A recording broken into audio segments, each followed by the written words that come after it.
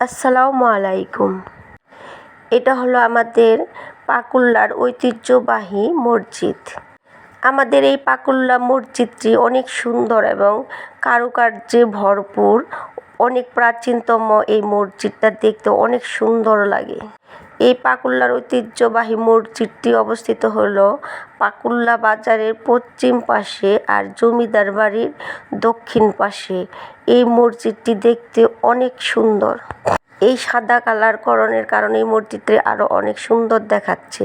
এই মসজিদটি অনেক পুরাতন একটি মসজিদ। এই মসজিদটি আমি অনেক আগে থেকেই দেখতাম, কিন্তু এতটা সুন্দর করেনি। এখন রং করার কারণে এই মসজিদটা আরও অনেক সুন্দর দেখা যাচ্ছে। এটা কারুকার্য সেই অনেক প্রাচীনতম এই মসজিদটা। এই মসজিদটি অনেক আগে এই জমিদাররা হয়তো তৈরি করেছিল।